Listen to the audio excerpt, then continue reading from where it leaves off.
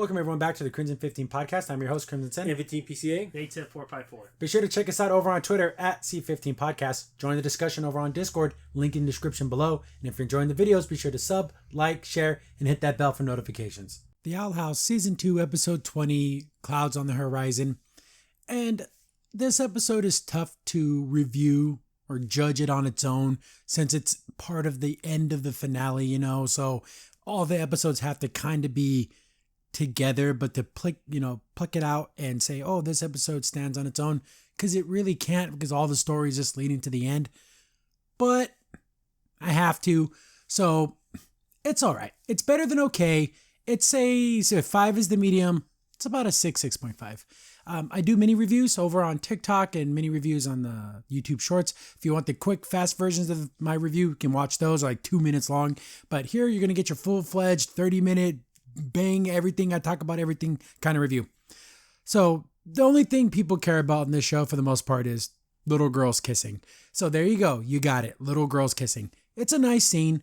It was a nice, sweet kiss. I'm glad it wasn't like this super passionate, make you feel weird kind of kiss. It was like a decent, kind, sweet first kiss. Like it, the animation was like way overboard. Like they didn't have to go that hard with the way that they move and everything. It actually makes the rest of the animation look like utter dog turd, because this episode has some bad animation in it, especially with Kikimora, where she's so flat, and then the little flying contraptions they're in look terrible. It might as well be on South Park. That's how bad the animation is. But the animation in that scene was amazing. But besides that, there is an actual story. I know people don't care, but there is an actual story. We open up and Bellows is still waiting for his big plan, the day of, steal everyone's powers to like power up this machine that's going to release the Collector. Maybe, maybe not. We don't know if there's going to be a double cross or something, but we see the Collector's go, I can't wait to get out. I've been playing your game for so long. I'm wanting to play a different game. So I got a feeling that the Collector here is being tricked. Or is the Collector letting us think that he's being tricked so he can double cross Bellows? I don't know. I honestly do not know which of these two guys is deceiving the other. I know for a fact that Bellows is deceiving the Collector, but does the Collector know? That's where my big confusion is. Does the Collector know? It seems very childlike, like a forever child, but I'm assuming this is some type of ancient god or something that's been around for a billion years. But very naive, like he can trick a kid to do whatever you want if you just say, I'll be your best friend.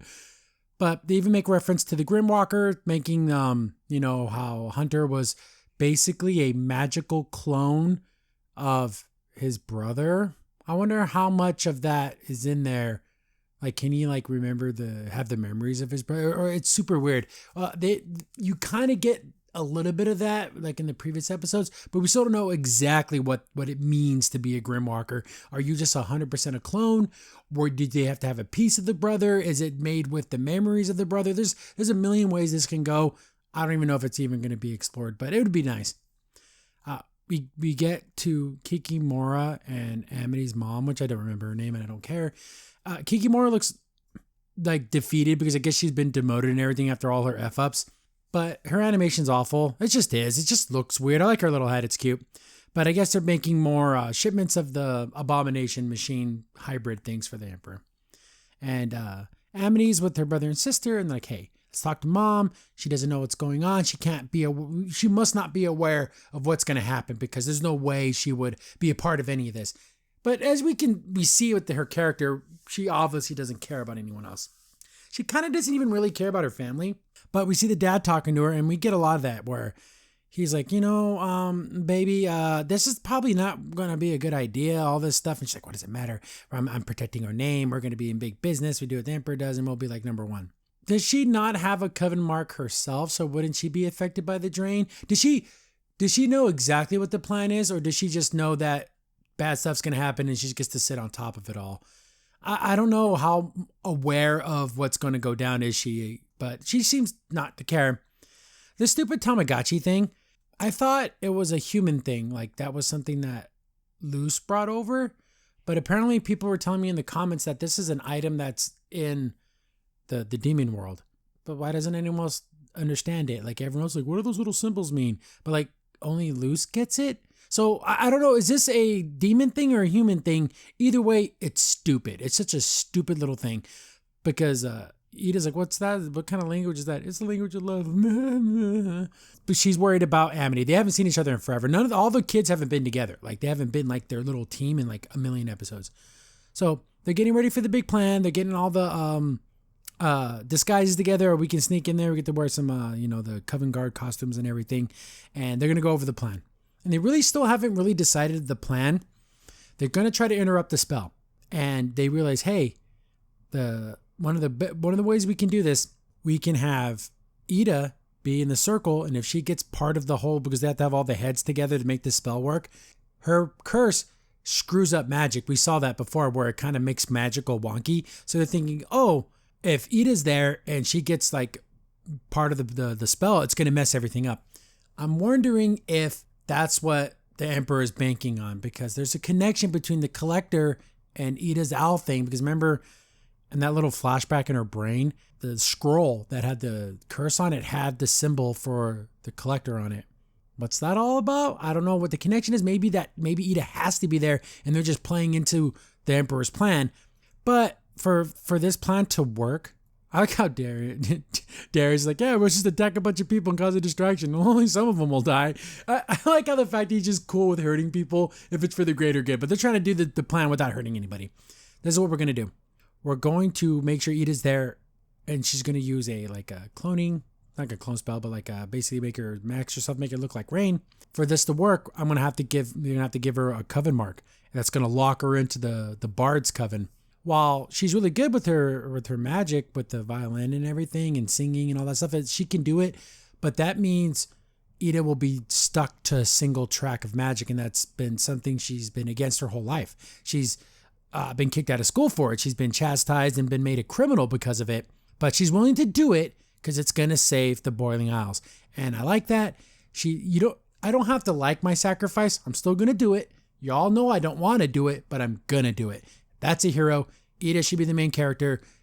She's just an awesome person, and I'm super glad that she did think about it. You can tell it's hurting her, but she's still willing to do it because that's what a freaking hero does.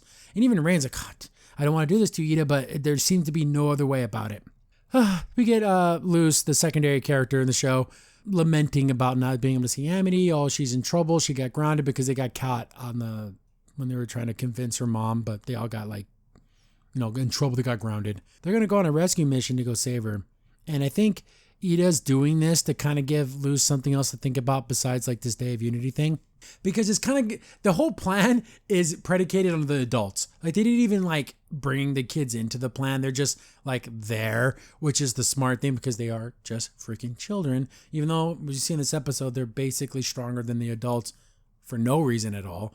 But they're like, okay, let's go save your girlfriend. Let's go make it a mission, right? So they're going to go do that. I understand what Ida's doing and trying to get her mind off of things, but it's such a stupid thing. But I guess, of course, they had to do it. They're going to do this whole thing, and you feel I feel bad for Ida because everyone's like, yeah, let's do this. But does she really, really want to do this? I guess you do what you have to do, right? They're on their way there, but they kind of stop and they drop Luz off. And they're like, hey, you leaving me behind? I was given orders for you to be escorted by a couple of professionals. Oh, big joke. And we get Willow and Gus. They get to meet up again. They get their big little hug moments. And that's super nice that they were able to, come together as friends again, because we haven't really seen them interact, all of them together, in such a long time. Hunter's there. And then we get this whole, they both have secrets. Hunter, his whole thing, how he's not even human or alive, really. He's not a demon or anything. He's like a construct. So, but he can bleed. He has feelings and he can get hurt. So, but kind of how much of a clone is he? Are you real? That's a whole nother sci-fi, conundrum where if you make a clone of yourself and it's a perfect clone, is it really you? And if you die, can it just continue on being you? See, there's a whole layer of what's the right thing to do here. But he's talking to Luz, and they both have their little secrets about everything. And they're like, oh, did you tell him about you're the one who actually helped Philip and helped the Emperor when he went to the past? You tell your friends that? Then she's like, oh no, it's best if we just be quiet about this. I don't think this information is is important. Like, hey guys, I went back in the past. I was trying to figure out things about, this Philip guy from the book, and the Philip guy really is the Emperor, and I accidentally end up helping him. I'm pretty sure Gus and, Amity, even Amity on them, they would understand. Willow wouldn't be like, oh no, you're not my friend anymore, because Luce wants to help everybody and she ended up helping the wrong person. The whole Grimwalker secret, I don't know if they'll care, because obviously you've been fighting together, being friends together and doing stuff together. They see you as a person. They don't care how you came to be. I mean, we don't go back to Mewtwo, right? Mewtwo and Pokemon the movie. The circumstances of one's birth are meaningless. It's what you do with the gift of life that matters. Booyah. All praise to Mewtwo. So just whatever you do with your life, that's what makes you human, makes you alive, not the fact that you were some kind of magical construct. They're on their way to go save Amity. And there's some guards pointed outside and everything. I guess Gus is using that little magnifying glass so he can see through the illusion and stuff, which I guess is kind of cool. So they start their little assault, and they're able just to kick everyone's butt.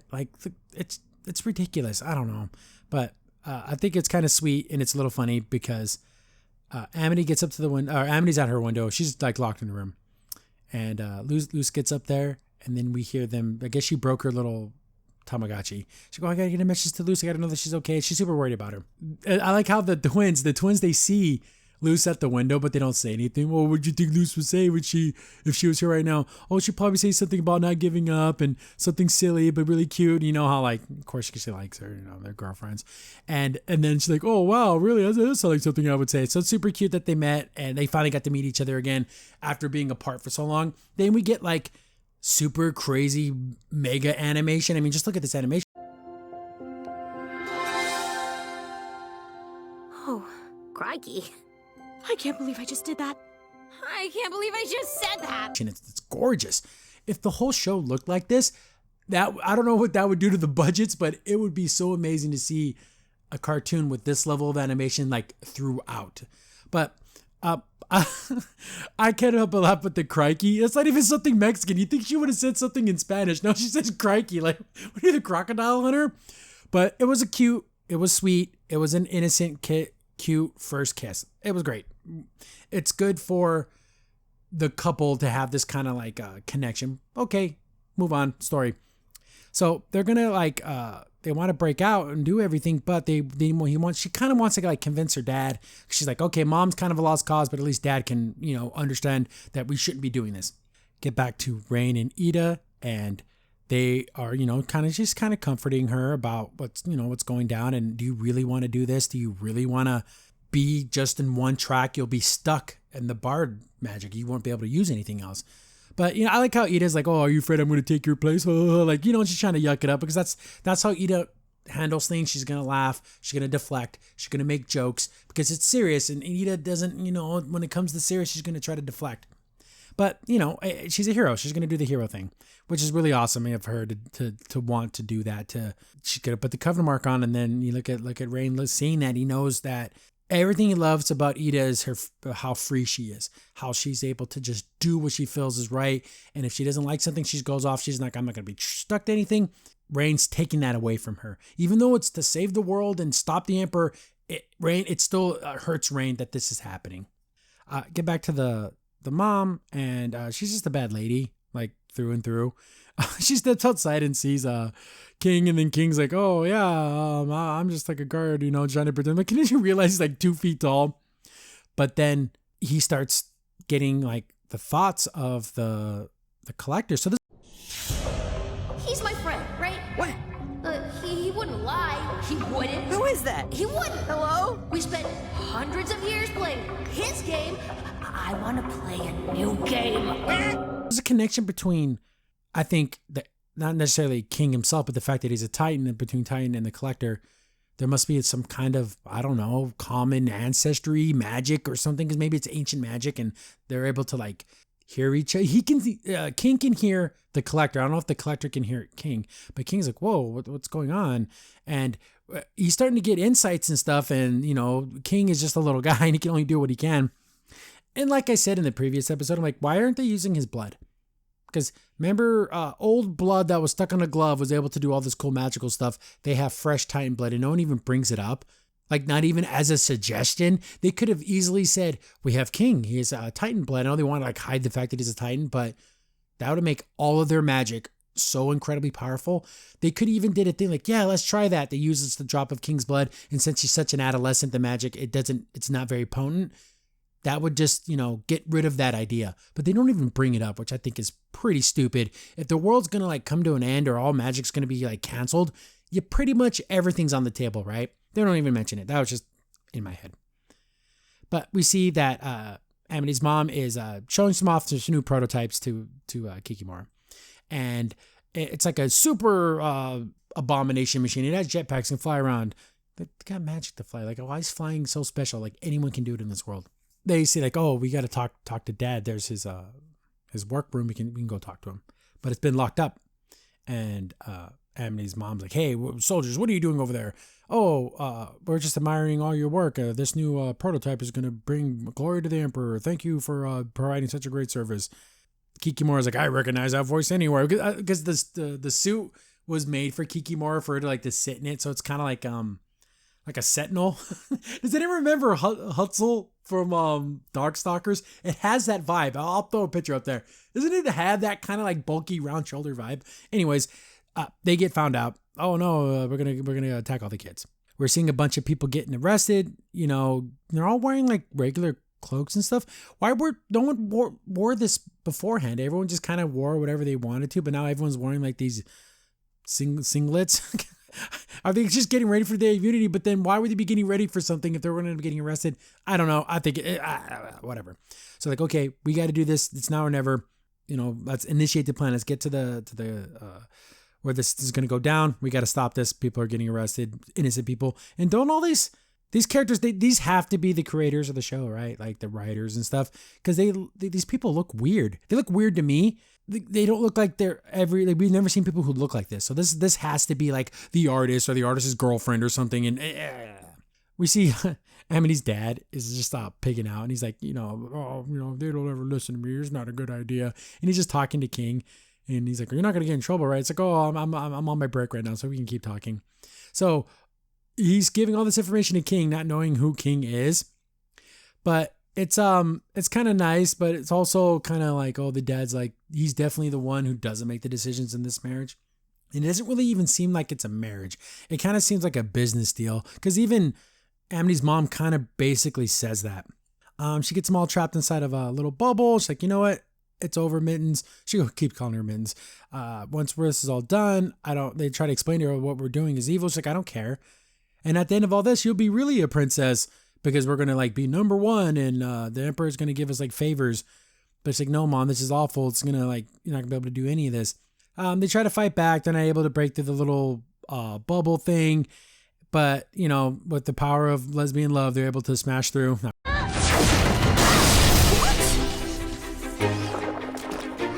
Do that? Was it the power of believing in myself? No, it was the power of science. Really, she just kind of just breaks it. The dad's like, hey, honey, sweetheart, we got to stop this. This can't work. All this stuff we're doing for the Emperor, none of this feels right. We shouldn't have done this. We got to stop making these machines. And then she's like, oh, I'm the one making all the decisions for this family. I'm going to keep this name going. And this is the best business deal we could ever have. And maybe we shouldn't have the deal that we have. So she like make their marriage is just like a business agreement. She's a piece of garbage, right? Like ridiculous. So the dad's like, okay, I'm done with this. I'm shutting this all down. So he still has his little remote to make it stop. But, fight ensues. And the wife has like, we've never seen this. It's just like soul magic. Like, what is this, like ghosts? It's kind of cool. Like, it's like in her amulet. She's able to like shoot it out. And it's like a mummy ghost thing. It's purple. So I'm thinking abomination, but it doesn't look like any abomination we've ever seen in the show so far. So is it like a special abomination? Is it like her familiar or, it's her stand? I don't know what it is, but it's cool looking. So they kind of get into, so we get some good old domestic violence. Hooray.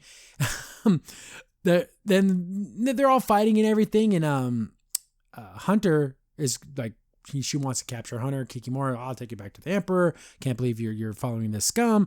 And we get the big old fight scene. It's okay. It's not like in other episodes when the fight scene would happen, the animation would go through the effing roof for the fight scene. kind of doesn't happen. Willow is trying to attack Kikimora, but Kikimora like holds up Hunter and then she kind of pulls back. Oh, okay, that's sweet. The fight keeps going on. It's an okay fight. Little kids fighting adults with super powerful abominations, and they're able to like, you know, they shouldn't even be able to keep up. But anyways, I do like the fact that how the mom's like, oh no, your girlfriend, we'll get you a different girlfriend. It's like basically like, we need to set you up with someone more affluent, you know, lose the human. Gross. This is another thing that happens in these shows. No matter how evil someone is, they'll never be like homophobic.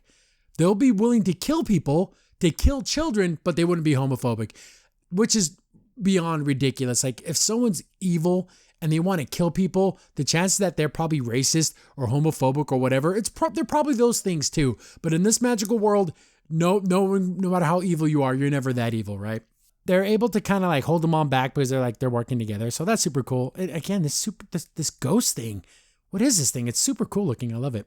She's able to like know when she's beat. So she's just kind of like, oh, forget you fools. I'm taking off. And he's let her go. Just freaking capture her. He didn't even know that the stupid thing could fly. Like if it would actually work, he designed it to work, but he didn't know it was going to work. We see that Hunter got swapped with Luce. So they thought they were fighting with Luce the whole time, and Hunter was captured. But I guess during the fight, she made the switch to save Hunter. And they're like, oh man, we got to save Luce. Look how awful this looks. Oh my God, it's terrible. Remember that scene in Lilo and Stitch? It's just kind of like that, where Luce is like in a little bubble in the back and she's getting flown to this. It's very similar to me. That's the first thing I thought of. So like, oh no, Luce is going to be straight to the Emperor. Ida's going to be there, but with all this stuff going down, how much does the Emperor actually know? Is there a mole within the cat's group? Is it Darius? Is it him? Is he really just double crossing everyone? I don't know. I really don't know. I thought for sure that he was a good guy, but who knows? Or maybe there's someone who isn't a spy and doesn't know they are. Like they have like a listening bug or something in them, and they didn't know that they're being tracked like that.